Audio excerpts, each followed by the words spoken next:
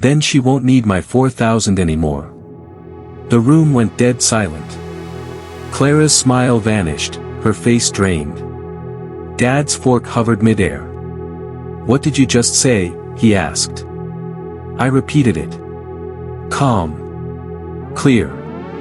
Watching Clara's mask crumble in real time. She stammered. Pleaded. Whispered, "We agreed to keep that private, but it was too late." Dad demanded answers. And for the first time, I gave them. $96,000. That's what I poured into her lifestyle. Rent, car, clothes, the vacations she posted online, the promotions she bragged about, every bit of it was mine. Dad's face shifted from disbelief to rage. He turned to Clara, demanding the truth. And she broke. Her executive promotions. Lies.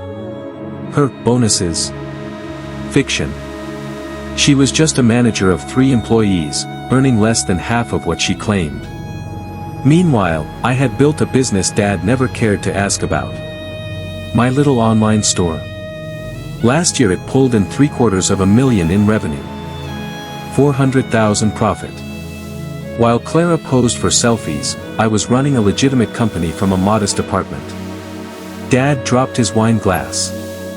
The sound shattered across the table, echoing everything that had just broken in our family. Clara's voice cracked, desperate now. "You can't stop helping me, Leah. My rent is due. My cards. My car. I'll lose everything."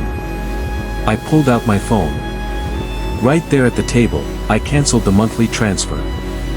One tap, and the lifeline she'd been feeding on was gone. Her screams turned to sobs. "Dad, make her keep helping me." But this time, Dad didn't save her. His voice was sharp, final. "Sit down, Clara. You've lied to me for 2 years." The pedestal she'd lived on collapsed, and for the first time, Dad looked at me, not with disappointment, but with shame, and maybe something like respect. Clara begged. Promised repayment. Promised change. But I didn't waver. Because this wasn't just about money. This was about years of silence, years of being there. They say silence keeps families together. But sometimes, silence is just another word for a prison.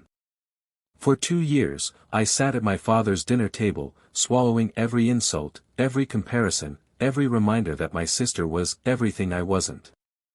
And yet, what no one knew, was that the golden child they worshipped was living on money siphoned straight from my account. My name is Leah Torres. I'm 32 years old.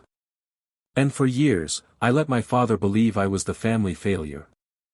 Every Sunday, in our home in Denver, Dad would raise his glass to my younger sister, Clara. He'd toast her responsibility, her independence, while his words cut into me like shards of glass. Clara would smile across the candlelight, every bit the picture of success, her polished jewelry, her flawless outfits, her carefully curated image. And me? I'd just sit there. Fork in hand. Swallowing both food and humiliation. What Dad never saw, what Clara never admitted, was that her empire of success was built on my money. See, Clara worked retail. Respectable enough, but hardly the 6-figure corporate climb Dad bragged about to relatives. The truth was uglier.